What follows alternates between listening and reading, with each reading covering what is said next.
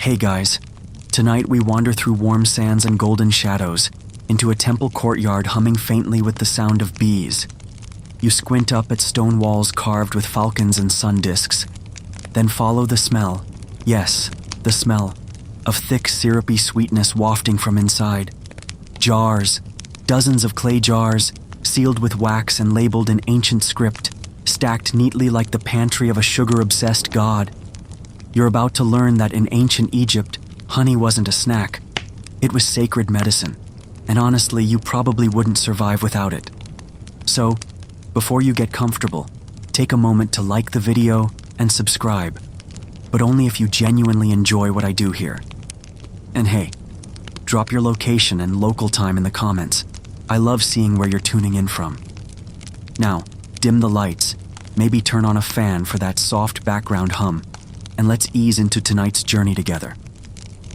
You step softly into the cool of the temple storeroom, watching a robed priest check his honey inventory like he's guarding treasure. He kind of is. In this world, honey isn't just food, it's medicine, ritual, offering, and disinfectant rolled into one. You glance around. Some of this golden goo is reserved for treating royal wounds, some for offerings to the gods, and a few jars? Yeah, those are probably older than your apartment lease. The Egyptians believed bees were gifts from the sun god Ra, which feels about right when you see one lazily circling above, catching the light like a flying ember. Bees were called the tears of Ra, and honestly, that's pretty poetic for insects that will chase you for stealing picnic snacks. But here, they're sacred. Beekeepers were official temple workers. Honey wasn't harvested, it was summoned. As you drift farther into the chamber, you notice something odd. Some jars are stamped with hieroglyphs that suggest medicinal use, not food.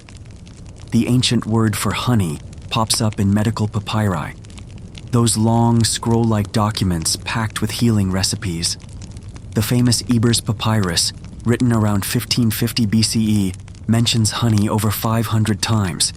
And not just for boo-boos, we're talking eye infections, digestive problems, and even embalming fluids. Sweet dreams, huh? Now here's the quirky part. Archaeologists once found pots of honey sealed in tombs that were still edible after thousands of years. Yes, edible. Honey doesn't spoil. Ever.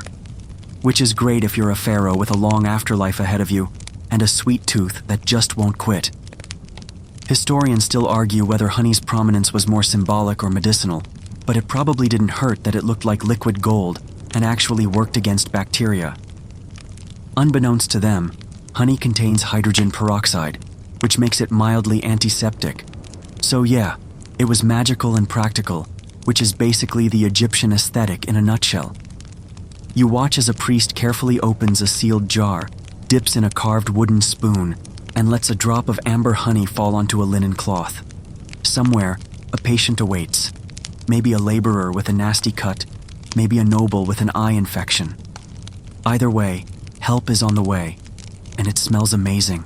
You trail behind that priest as he exits the storeroom, honey jar in hand, and head into a low-lit chamber that smells faintly of smoke, herbs, and something you can't quite place. Maybe boiled onion? On a raised platform lies a soldier, groaning softly. His leg is bandaged with linen, but you can see the dark splotch soaking through.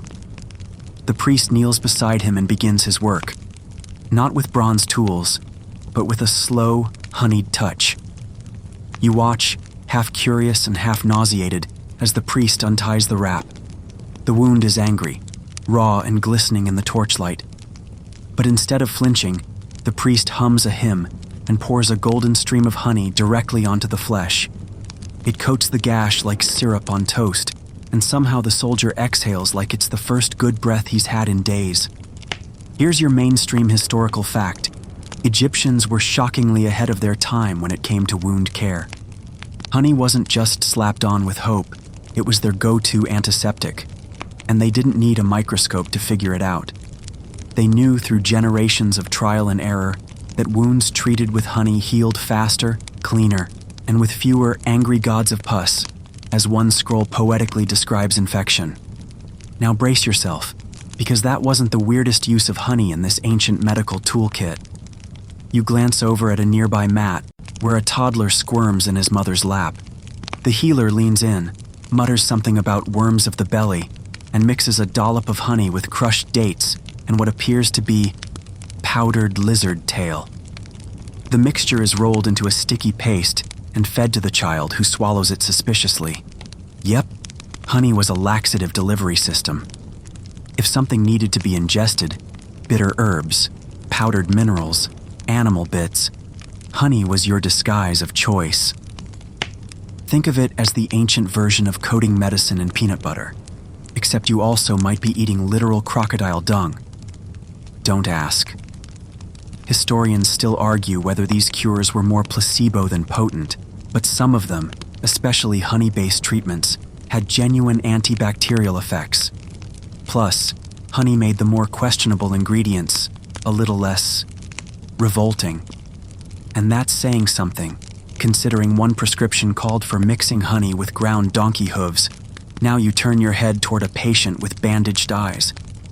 The healer whispers a charm as he peels back the linen, revealing swollen lids and thick discharge. You wince, because ancient eye infections? They were common and brutal, especially in Egypt's dusty, fly-infested environment. But here comes the honey again, this time mixed with crushed green stone and breast milk, dabbed carefully onto the eyes. You can't help but think, how did anyone survive this? And yet many did. Because even when they didn't understand microbes or immune systems, they understood that honey helped. Whether by luck, divine inspiration, or just a whole lot of experimentation, the Egyptians stumbled into one of the world's oldest antibiotics, one drop at a time. You back out of the treatment room, the scent of warm honey now tangled with herbs and ash. Somewhere in your mind, you're still processing the fact that honey was used for wounds, worms, and who knows what else. Oh, and you silently thank the universe for modern band-aids. Back in the temple's quieter wing, you shuffle through a narrow hallway that opens into a scribe's chamber, walls lined with baskets of reeds, scrolls, and wooden tablets stacked like forgotten library books. You ease in quietly. A single oil lamp flickers, casting gold shadows across the papyrus as a young man dips his reed pen and scribbles a careful line, a recipe that begins with honey again. He's copying from a centuries-old scroll, one of the many medical papyri passed from healer to healer.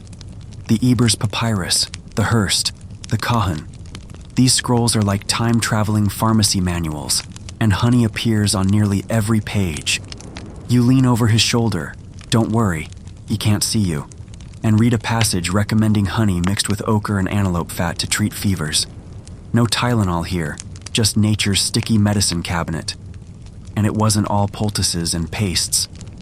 You raise an eyebrow as the scribe sketches out a strange combination: honey, beer, and goose grease.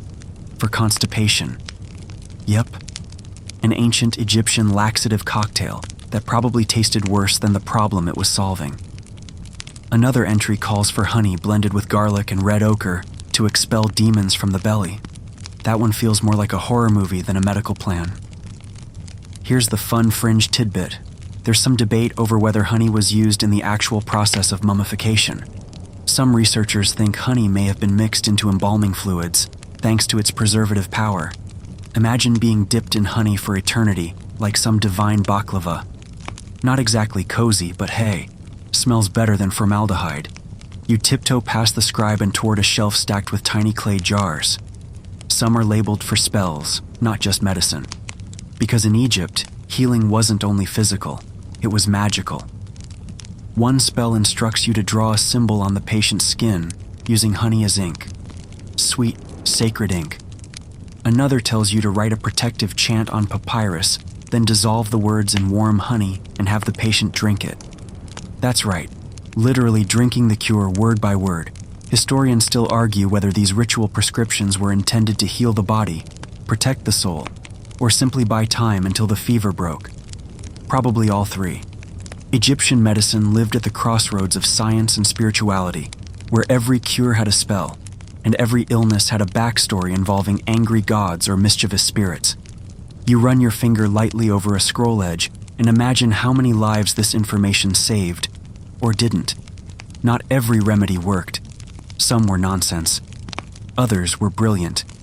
But all of it, in some way, centered around honey. Not just a treatment, but a bridge between worlds. Suddenly, you catch a glimpse of a priest entering with a body wrapped in linen. He walks past the scrolls and into a side room that smells strangely like incense and molasses. You don't follow, but something tells you more honey is about to be used. Maybe not to heal the living this time, but to preserve the dead. You shiver, then smile, because only in ancient Egypt could a kitchen staple become holy, healing, and embalming, all in the same week. You leave the scribes and scrolls behind, stepping out into the warm afternoon buzz of a temple courtyard. The air is alive, literally, with the low drone of bees weaving through papyrus reeds. Across the yard, a young priestess crouches beside a carved hive made from Nile clay. She lifts the lid slowly, murmuring a soft chant that sounds half prayer, half lullaby, and reaches in barehanded. You flinch. She doesn't. This is no backyard hobby. Beekeeping in ancient Egypt was a state-sponsored craft, overseen by the religious elite. Honey wasn't just useful, it was political, reserved in part for gods, gifted to pharaohs, traded as luxury tribute. You begin to realize this wasn't medicine for the masses. This was elite care, wrapped in beeswax and ritual. The priestess gently scoops a honeycomb onto a linen cloth. She's preparing it for someone important, maybe a noblewoman recovering from childbirth, or a temple guest receiving ceremonial treatment. You follow her, your sandals tapping over stone, and step into a chamber where honey is being poured into a glassy ointment dish beside imported myrrh. This isn't just about healing. It's about prestige. And here's your historical fact. Egypt didn't grow enough honey to meet its own demand. Much of it was imported from Nubia, and possibly even from the Levant. Whole caravan routes developed just to transport the golden goo. In some records, honey appears alongside gold, incense, and fine linen in royal tax lists. Imagine paying your dues with jars of syrupy gold. Honestly, sounds better than filing a W-2. Now here's the quirky bit. Egyptian art sometimes shows bees hovering over offerings to gods like Neith or Min, suggesting that bees were worshipped, or at least deeply respected.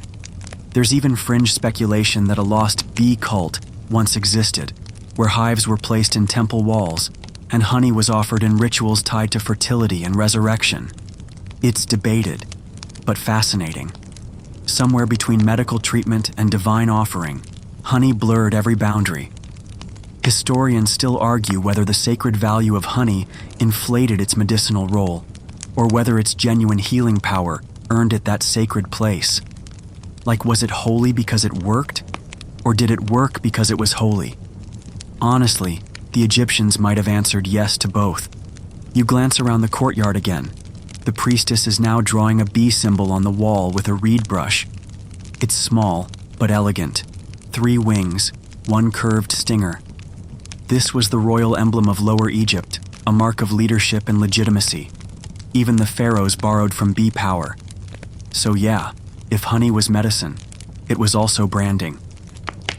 You sigh, eyelids drooping as the sun dips lower.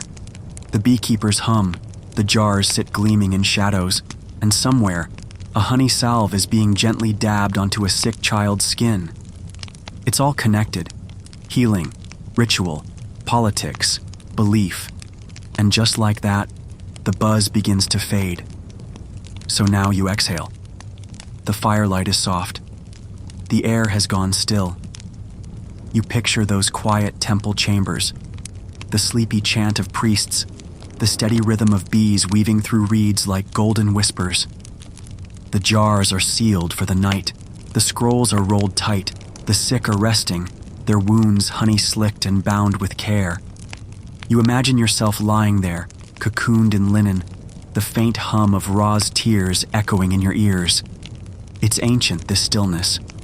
Warm, sticky, and slow. So let your breath ease. Let the soft dark wrap you.